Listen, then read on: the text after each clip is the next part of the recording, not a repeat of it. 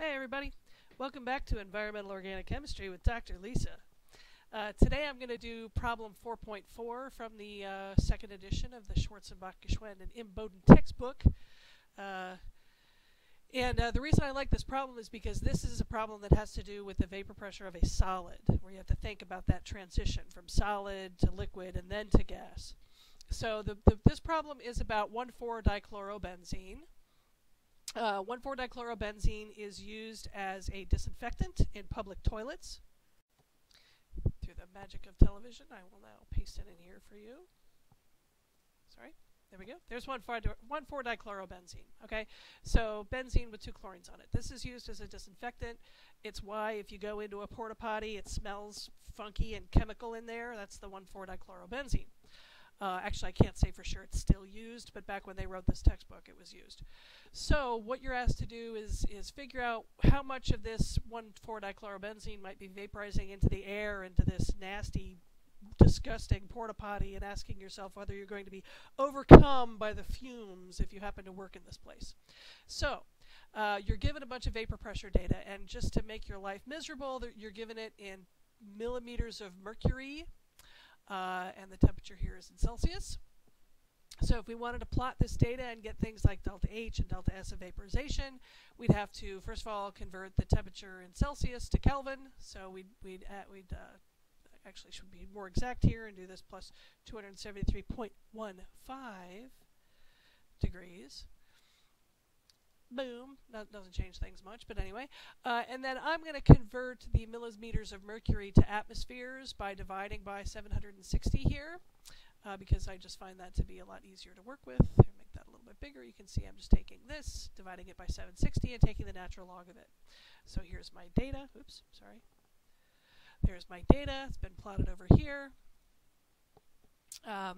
And one of the things you notice is that there is sort of a break in slope here. If you just continue this line straight, these points are falling off a little bit more rapidly. If I continued this line straight out here, we'd end up over here somewhere, not all the way down here.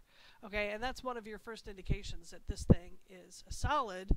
Remember, this is 1 over T, so if I go to the left here, it's getting hot. And if I go to the right, it's getting cold. So it's cold over here. So this is the temperatures at which the 1,4-dichlorobenzene is a solid. Okay? So what we want to do is we want to figure out the delta H of vaporization and the delta H of sublimation. And to do that, we're going to plot these two regimes, the liquid regime here and the solid regime, as two separate lines. And so what I've done is taken this data and I've split it into two columns here so that I could do the two lines separately on this plot right here. Okay, so here in the blue are the lines where we are a liquid, and in the pink are the points where we are a gas, and then the two lines show how the slope breaks. And so I calculate the slope and the intercept, M and B, for both of these. And so one of the questions of this problem is, what's the concentration of this chemical that you might be exposed to at 20 degrees C in your porta potty? So that's relatively straightforward. You just use the equation at 20 degrees C. So you have to figure out where the melting point is, right? So the melting point is given here somewhere. Where's the melting point? I know I had that information, but anyway, the break in slope is right between here and here. So where did I put the break in slope? I swear I had the boiling or the melting point in here somewhere. But anyway, melting point is somewhere between 10 and 4, or not 10 and 4, between the 54 and the 44 degrees Celsius. So at 20 degrees Celsius, we're in the solid region. So we're going to use the linear regression that we got from the solid region. Of course, there's only 2 data points, so you get a perfect R squared of 1, because 2 points define a line, and you plug your temperature in there, and you get a vapor pressure of 5.4 times 10 to the minus 4 atmospheres, which, if you want to convert it back to millimeters of mercury, is 0.41 millimeters of mercury. And then it asks you, well, on a really hot day where the sun is beating down on this porta potty, it's like, you know, you're at like Coachella and it's like 1,000 degrees outside and it's really hot. The porta potty could get all the way up to 60 degrees Celsius. At that temperature, your 1,4-dichlorobenzene is a liquid, so to predict its vapor pressure at that point, you need to use these data points, right? This equation, and you could do that, and you would get, at 60 degrees Celsius, you get a vapor pressure of 1.7 times 10 to the minus 2 atmospheres, which is 13 millimeters of mercury. Okay, so the point is just sometimes it's a liquid, sometimes it's a solid, and you have to stop and think about which one it is before you go ahead and do this. Okay, now let's figure out delta H and delta S of vaporization, right? So we have our slope and our intercept. We know that delta H of vaporization is going to be the slope here times R in units of 8.314 joules per mole Kelvin. And I've already taken the liberty of dividing it by 1,000, so this is giving you kilojoules per mole. And I also, if you notice, I changed the sign here. I made it negative because, remember, we said that delta H of vaporization, by convention, we're always going to express it as being positive because it's the energy required to vaporize things, and it always takes energy to vaporize things. So you get 44.6 kilojoules per mole as a delta H of vaporization for 1,4-dichlorobenzene. And again, in my class, you must always stop and ask yourself, does this make any sense? So if we go over here, this is table 6.3 from the textbook, and you can look, and here this is giving you delta H of vaporization for several chemicals. Here's chlorobenzene, so benzene with only one chlorine, and the delta H vape is 41 kilojoules per mole, and here we're getting 45. That seems about right. You add another chlorine, it's going to take you, it's going to raise the delta H of vaporization a little bit. So that seems about right. We're in the ballpark. Okay, and then same thing here. We take the intercept and multiply it by 8.314 joules per mole Kelvin, and we get 100 joules per mole Kelvin for our delta S of vaporization. Now remember, Trouton said that the delta S of vaporization should be between about 85 and 90. 100 is a little high, but it's not insane, so it's possible. We have that, I think, about right. And then for the solid, we do the same thing, except now when we take the slope and multiply it by 8.314, divide by 1,000, what we're getting now is the delta H of sublimation. That's the energy required to take the chemical from the solid all the way to the gas, passing through a liquid first, or not, depending on how you look at it. And so the delta H of sublimation is 72.3 kilojoules per mole. Delta S of sublimation is 184. So if I want to know the delta H of fusion, I just subtract. I take 72.3 and subtract off the 44.6, which is what I've done right here, and I get a delta H of fusion of 28 kilojoules per mole, and the delta S of fusion is 84. And again, you can ask yourself whether these make any sense, but remember, all the fusion stuff, predicting delta S and delta H of fusion is much more difficult than predicting it for vaporization. So don't fret your pretty little head about it too much if these numbers seem too far off, because it's not too shocking. Okay, next part of this homework, what I was asking you to do, this used to be the homework, which is why I keep calling it the homework now. It's just an example problem. What I asked you to do was to plot the vapor pressure, right, as a function of temperature over the range from 0 to 100 degrees Celsius. That seems a good range because, of course, that's the range over which water is a liquid, so that makes some sense to me. And so how do I do that? Well, so the first thing I would do here is let's start at 20 degrees because we already calculated that number.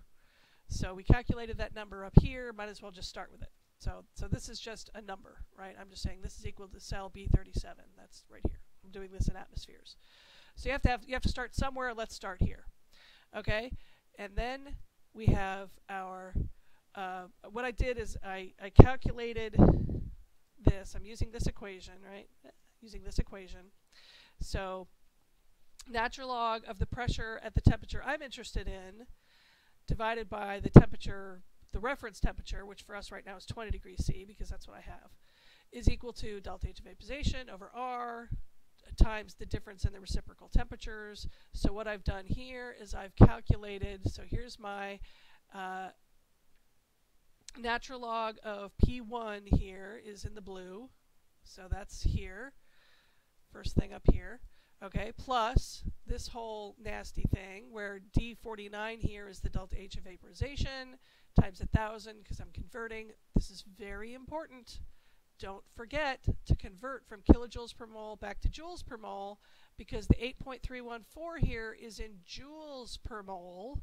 And if you forget to convert back from kilojoules to joules, you're going to get almost no change with temperature. And your curve is going to look very flat. Okay, so delta H divided by R times, and then here's your difference in your reciprocal temperatures being converted again from Celsius to Kelvin. So that's this whole big thing right here, and then here I just took the EXP of it. That's just me being a little bit clunky with how I use Excel. I could do better, but you know, I'm an old woman. I do the best I can. So I'm just taking the EXP of what's over here. So I'm doing this in 2 steps. I could do it in 1 if I wanted to, but I'm old. Okay, so this is my actual vapor pressure in atmospheres, and so I'm plotting this X versus Y. That's my plot over here. Okay, so all is well. That all makes sense, right? And so these are at low temperatures, right? And so this is the range over which our chemical is a solid. So notice in this equation, D49 is delta H of sublimation here, okay? But then when you get to the melting point, which is 53, see, I couldn't figure it out before, 53 degrees Celsius, when you get here, that's where the slope suddenly has to change, okay? So this is where now I'm going to be using, so I'm still using delta S of sublimation, delta H of sublimation here, but in the next one you'll see I'm now going to be using B32, which is the slope now for the liquid region instead of the solid region. So now I'm switching back to the liquid region, and all of this is determined for the liquid region. And so this portion of the curve has a different sort of, you know, I don't know what you would call it, curve to it than it did down here where we were solid. So down here we're a solid, we have a different sort of curvature. Up here we are a liquid. So you can see how things are different. Now if I wanted to, if I was going to be very, very tricky, I could take this and I could extrapolate this. I'm going to move this out of the way first. Take this and extrapolate it all the way down. I've got some stuff in the way. Didn't organize my plot very well. No, I don't want to replace data. Okay, sorry. Let's get that out of the way. Okay, I could just extrapolate this down, right? And so then if I were to, I'd have to do the EXP again, EXP of this. Boom, boom, okay. Do that again. Okay, so now what I could do is I could add to this plot another set of data, and don't get too freaked out about that. What I'm going to do, I'm just being funky with Excel here, just bear with me for a moment. Here we go. Okay, so this now is the P of the hypothetical subcooled liquid in atmospheres, and you can see how it's different. Right? So if you just continue the liquid curve and keep going down with it, there's a difference between the vapor pressure of the hypothetical liquid here and the actual liquid here. And if I want to be able to see this a little bit better, I could blow up my axes right here and make my maximum 0.02. Let's make it 0.02, and they'll be able to see things a little bit more clearly. Now we're blowing this up, and so now you can see more clearly the difference between this is the hypothetical subcooled liquid vapor pressure and this is the actual solid vapor pressure. And so one of the things you're asked to do in your homework is calculate both for your chemical. Okay? A couple different ways to do that. I've shown you one in this video, and then there's other equations you can use to do it as well. All right, so that is the difference. That's how you calculate the temperature dependence of the vapor pressure. You can plot it. I want you to see what the plots look like. Obviously, if you're plotting natural log of vapor pressure versus 1 over T, you get a nice line. But if you're plotting just straight vapor pressure versus temperature, you're not getting a straight line. Reset that. Go back to there. Okay, you're getting a curve. And it's very easy to think always in terms of these types of plots, because that's what you're used to seeing. But then in your head, you end up with this idea that vapor pressure and things like that, vapor pressure, solubility, all of these physical processes, these equilibrium constants, are linear. But they're not. They increase very non-linearly. Okay, so for example, we're going from 0.2 up to almost 0.1. So we're increasing by a factor of 5 over a relatively short temperature range of about 40 degrees. We're increasing by a factor of 5. So you might think, oh, we're just going to maybe double or something, but this is a big increase. This stuff really starts to shoot up much more rapidly because it's not linear. It's not a linear function of temperature. They're very nonlinear. Okay, see you on the other side.